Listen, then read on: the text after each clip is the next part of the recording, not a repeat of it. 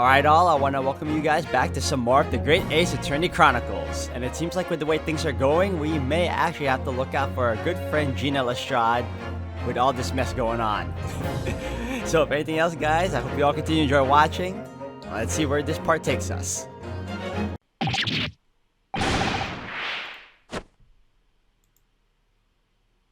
Alright guys, and we are back.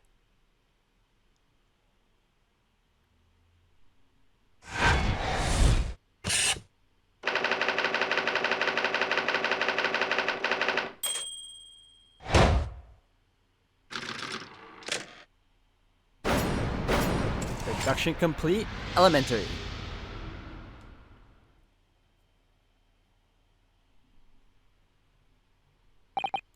Well, Mr. Magnus McGilded. Not a name I expected to hear in these circumstances. Mr. Sholmes, I'm afraid there's something very troubling on my mind. Pray tell, Miss Susato. Well, according to what Mr. Windibank told us earlier, today was the final day on which the coat could have been redeemed, was it not? Yes, ma'am, that is correct. Today would be precisely 2 months since it was first deposited. Well, today is April 15th, so 2 months ago today. Would have been 15th February, sir. That's right. It's all carefully recorded in my ledger. Deposit at 10:30 p.m., I see. What? But that suggests... Yes, 15th of February. It's precisely the day on which the omnibus murder took place. And 10:30 in the evening is precisely the time at which the terrible events were unfolding. Suggestive is not the word. It would seem the matter is entirely beyond coincidence.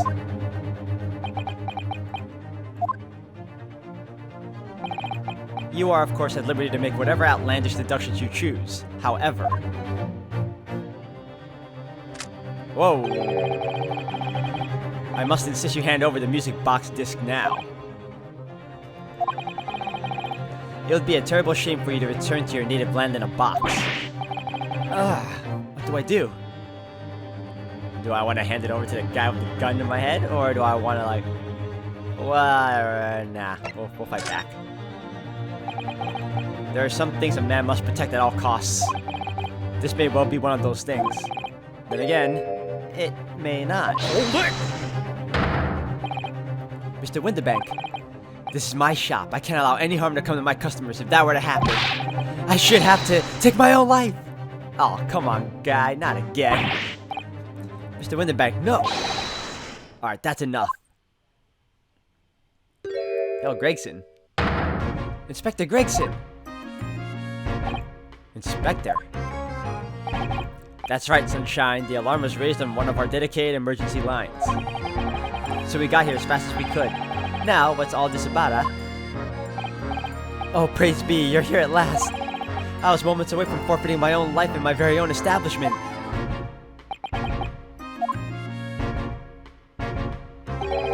It would seem you have the upper hand.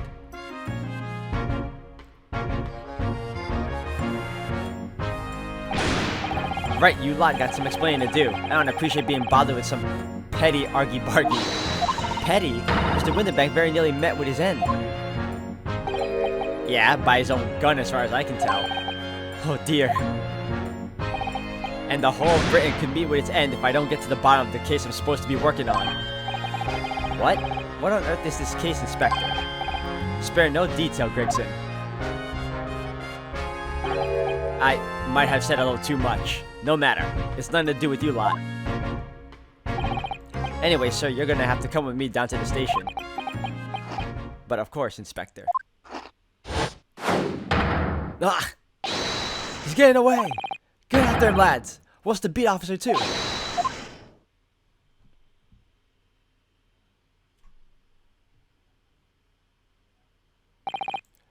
There's been a spate of thefts at the pawn shops around here recently.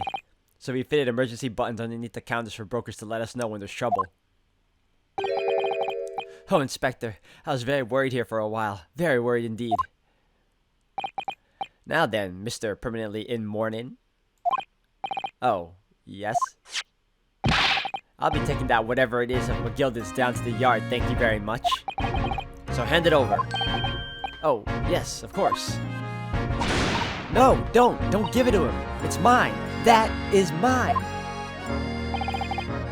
I'm sorry, miss, but anything belonging to McGilda has to be taken in as evidence now. As evidence? If the police demand something as evidence, my dear fellow, we have no choice but to capitulate. It's all yours, Inspector. Ugh.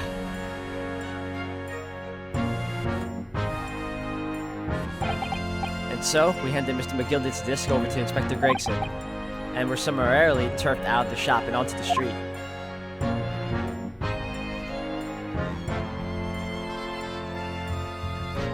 Oh, to be continued. But it probably was a good thing I ended my previous video where I did, because now I can continue onward. Let's save.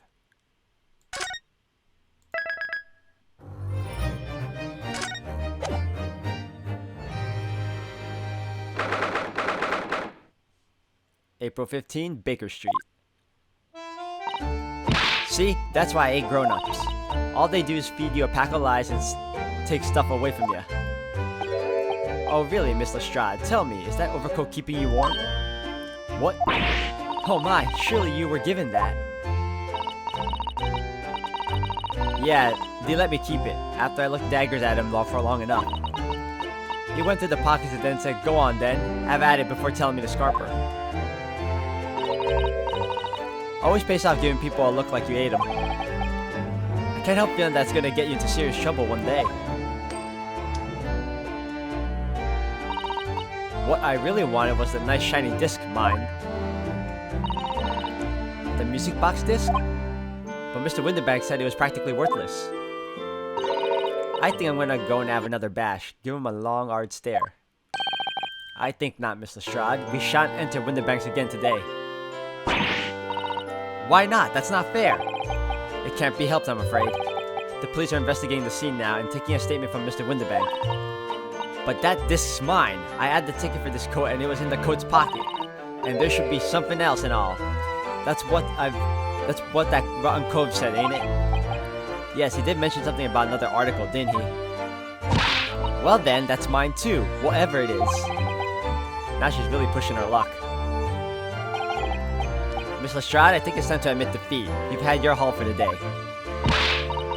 Yeah, and it's all your fault, Sholmes. So, what are your plans now? Will you dine with us this evening? Huh? Iris would be delighted to cook, I'm sure, and I might entertain you with a modest violin recital.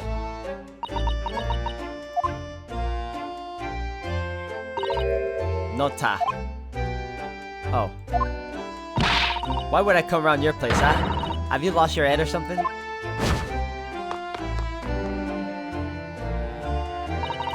Oh dear, she's gone.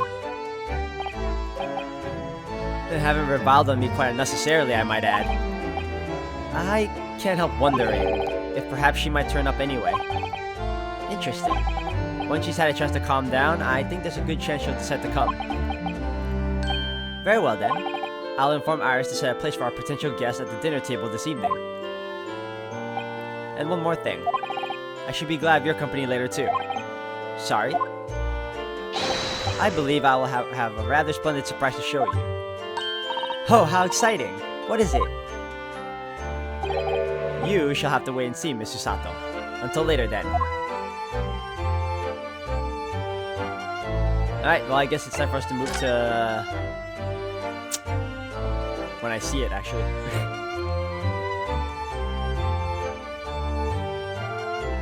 Yeah, his Shome Suite.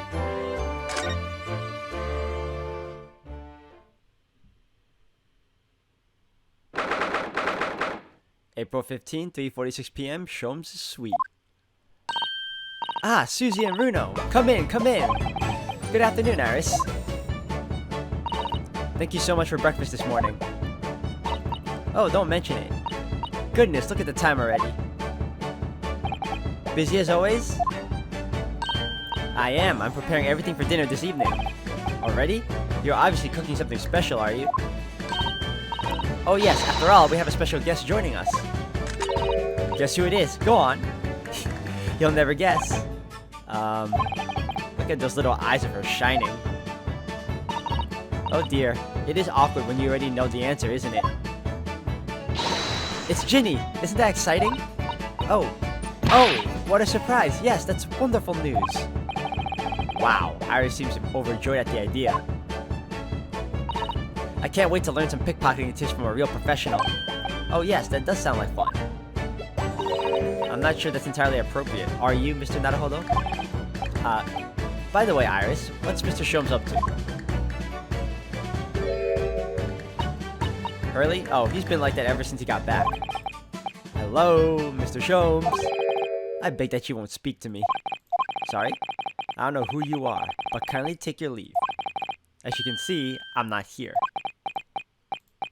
I don't know how to respond to that. I do apologize. When he gets like this, he's completely oblivious to everything. Yes, I see. Really, he behaves just like a child sometimes, Hurley does. Mr. Sholmes and Iris have something of a parent and child relationship, don't they? Yes, except that Iris is clearly the parent here. Come to think of it, I wonder where her real parents are. What's the matter, Bruno? You have never such a funny look on your face. Oh, no, it's nothing. I know what it is. Why does this girl live here with Mr. Sholmes? You're wondering, am I right? How? How did you... Oh, Bruno, I can read you like a book. This girl's dangerous. Don't worry. You can ask me anything. I won't mind. Can we now? Alright. How about Ginny? So, by Ginny, you mean Miss Lestrade, the young woman from the McGilda case 2 months ago, right? Yes. Who also stole my experimental smoke grenade launcher? Although, after that trial, I invited her back here and we had dinner together. And now we're the best of friends. Oh, what a lovely tale. Yes, now if I bump into her on the street, she runs away as fast as she can. Oh. And I chase after her down the back alleys. Interesting idea of friendship. And then I let her have the latest color smoke grenade I've developed. Oh. There are so many beautiful colors in the world, Ginny wants me to make a whole rainbow. I suppose this means... You've let Miss Lestrade keep the smoke grenade launcher, have you? Yes, that's right. I've got bored of it anyway. Hurley always reacts the same way when I shoot him with it now. Poor Hurley. Oh, I can't wait for Ginny to arrive. It's been too long since last she came over. I'm so excited. I just hope she does actually come. Alright, how about living with Sholmes? I'm sure you've been wondering why it is that I live here with Hurley, haven't you? Well, it has crossed my mind. That and, where are your real parents? My mummy and daddy aren't with me anymore. Mummy passed away when I was born. And at around the same time, my father, well, he had to go to a faraway land because of one of the cases he and Hurley were working on. Oh, wait a minute. Did you say he and Hurley? Yes.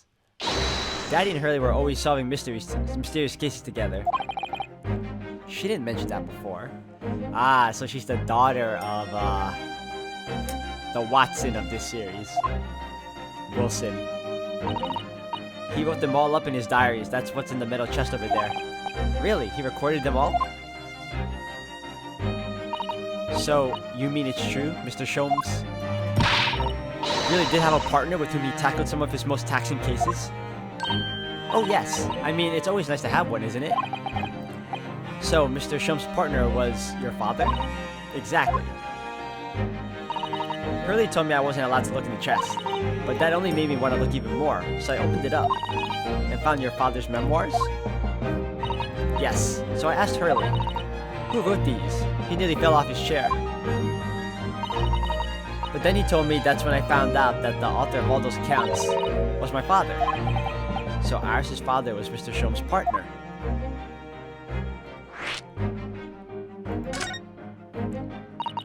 I practically lived with Hurley all my life. I was tiny when he took me in.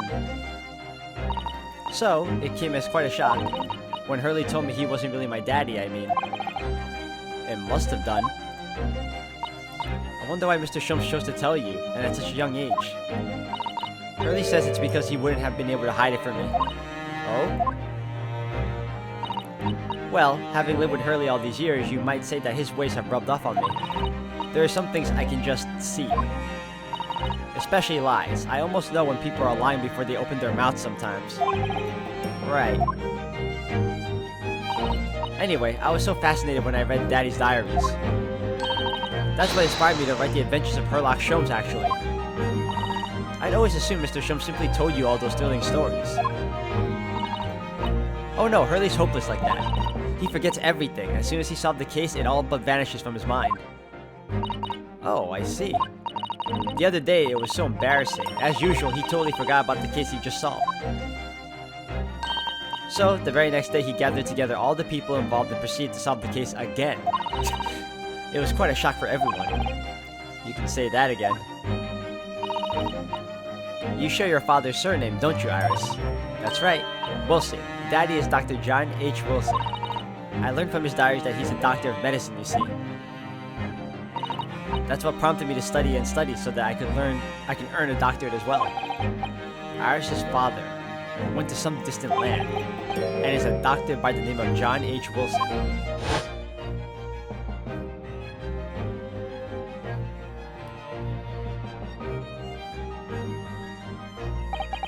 The court will now hear the trial of Ryunosuke Naruhodo. Kindly state before the court the name of the victim in this case. The victim's name was Dr. John H. Wilson. That's right, visiting a professor of medicine at an Imperial Yume University, and the man who, in the most bizarre circumstances, lost his life just before we left Japan. Mr. Sato. Yes. Perhaps we shouldn't pursue this conversation any further at this time. I think that would be for the best. Ah, my dear fellows, how good to see you. Mr. Sholmes! Why ever did you not make your presence known to me before? Well, no matter now. So, how the devil are you? We've been with you for most of the day. Goodness, really? Do tell me, Mr. Sholmes, is your violin unscathed? My violin? Whatever are you talking about, dear madam? Oh, never mind that now. I have something far more interesting to show you. Behold!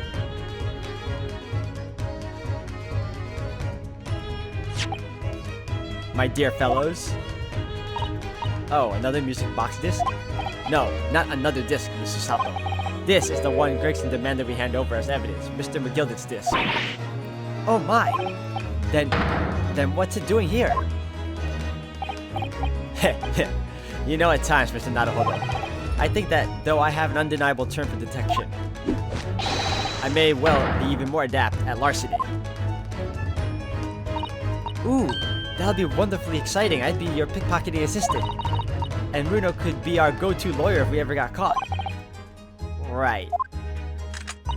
Plus, Susie has such a beautiful handwriting, she could write all our medicine crime notifications. Yes, I'd be delighted. I'm just gonna pretend this conversation never happened, I think.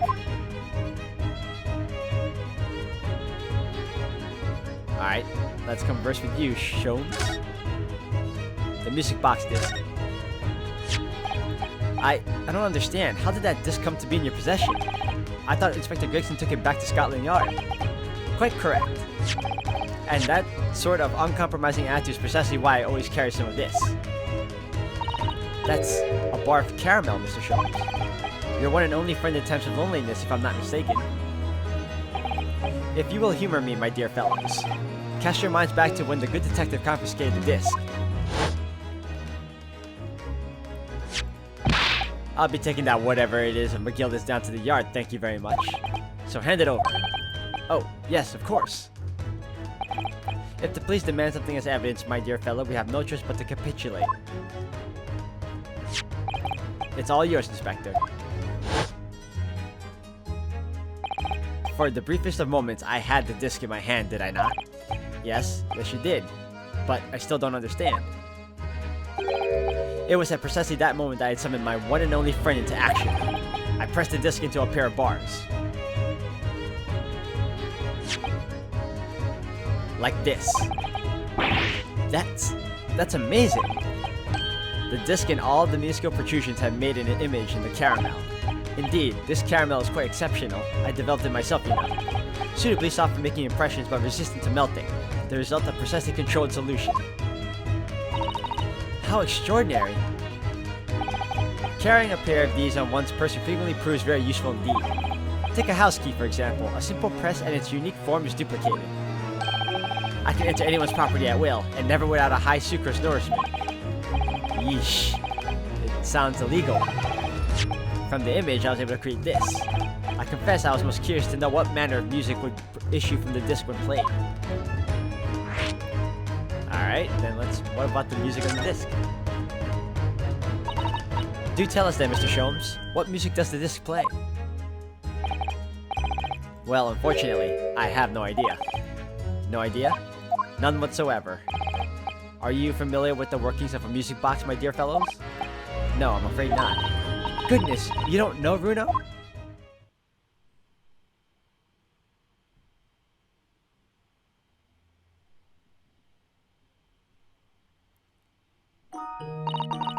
Inside a music box, there's a special metal piece called a comb. That's what produces the sound. Small protuberances pluck the different teeth of the comb as they rotate past it, making the different notes. The first music box to be invented using a rotating cylinder with protuberances on it.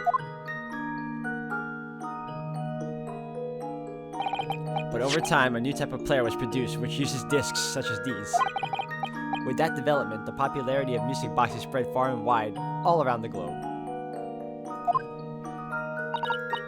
Why exactly?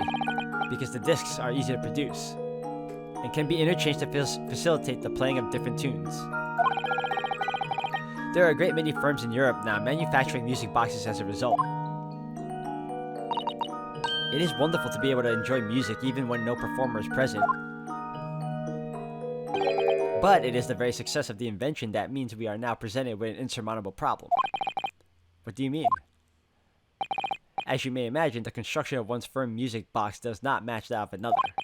And we have no way of knowing in which music box this particular disc was designed to be played. There is no resolution to this problem, I'm afraid. It's quite intractable. Ah, I see. So that's why. Naturally, I tested the disc in those few music boxes I have at my disposal. But as you can hear, to no avail. The results were equally unsatisfactory in this one.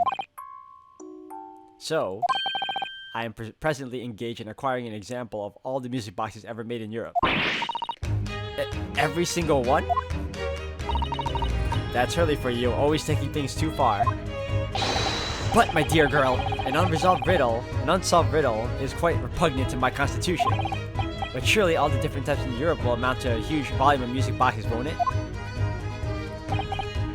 Yes, that is certainly true. In the worst case, I shall just have to ask you to vacate the attic room. What?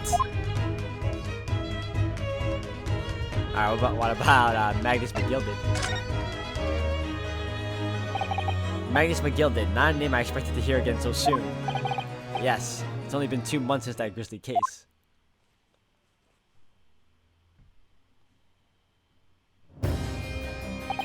Mr. McGilded perished within hours of the trial's conclusion.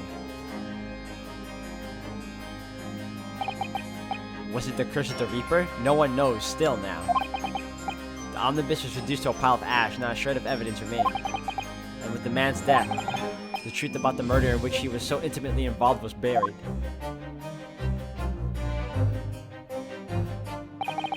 Even though we successfully established Mr. McGilded's innocence in the trial, the newspapers are still claiming that it remains an unsolved case.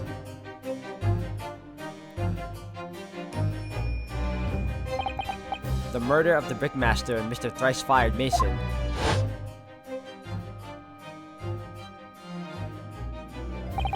In the end, the truth of the matter remains a mystery. We still have no idea what really happened that night. And although Mr. McGilded was found not guilty through my defense, I still don't know if that was the right judgment or not.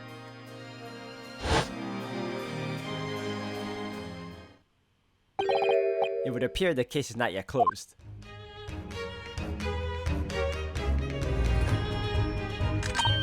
Well, it's time I start getting things ready for dinner, I think. Ginny will be here before long. Thank you, Iris. Oh, well, you must let me help you then. Of course, Susie. There's plenty to do. I think I shall investigate the condition of my faithful performing partner. Now then, where did I leave it? Let this be a lesson to you, Mr. Sholmes. Never leave anything too precious with the pawnbroker. Yes, you may be right. Oh, that reminds me of something Mr. Winterbank said before. He said that he had a manuscript of Iris's in pawn, didn't he? Did he? Yes, he definitely mentioned it. Mr. Sholmes' latest tale of otherworldly mystery lies dormant in my storeroom, were his words, I believe. So you heard about that, did you? I expect you were as incensed as I was. Oh, yes! The idea of such a wonderful story languishing in Mr. Winterbank's storeroom gathering dust.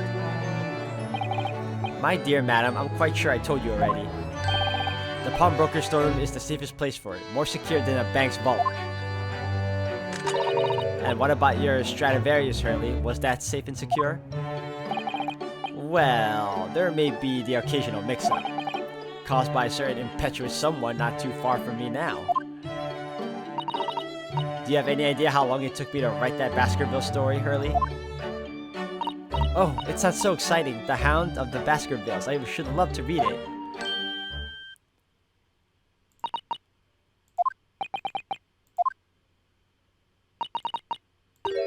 Ah! What's going on here? Why does it feel like an icy chill just swept through the room? Susie, what did you just say? You said The Hound of the Baskervilles? But how could you know the full title? Well, that's because Mr. Sato is such a great fan of all the stories about Mr. Sholmes, of course.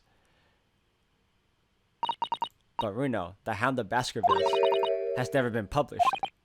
What? When I showed Hurley the manuscript, he told me that I wasn't allowed to publish it yet. I don't understand. That's why he said that he'd keep it safe until it was the right time for the story to be made public, you see. So that's why the manuscript is at Winterbank's. And yet, how could Susie here know its title? Well, Hurley, what's going on?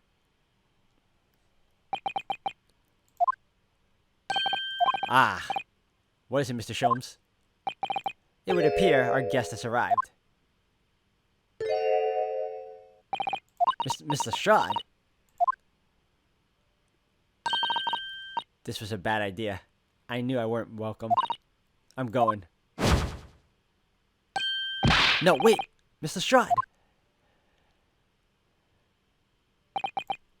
We've all been eagerly awaiting your arrival. Haven't we, Iris? Oh yes, just wait there, Ginny. We'll have everything ready in a jiffy. Come along, Susie. Right, of course. They snap right back up real fast. It's a pleasure to see you here, Miss Lestrade. Please make yourself at home. Don't stand in the doorway, my dear girl. Come along in.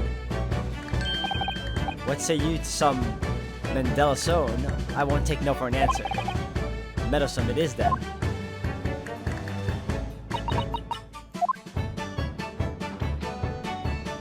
Up the cat again.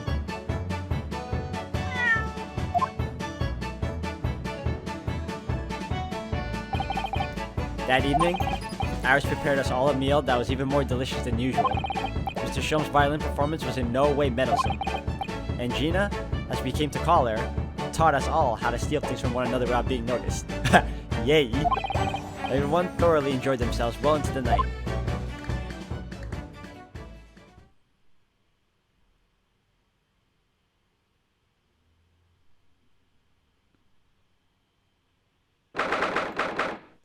(15th of April, 9:34 p.m. Naruhodo's Legal Consultancy). Alright guys, I'm going to end the video here for today. Thank you all for watching. Until the next one.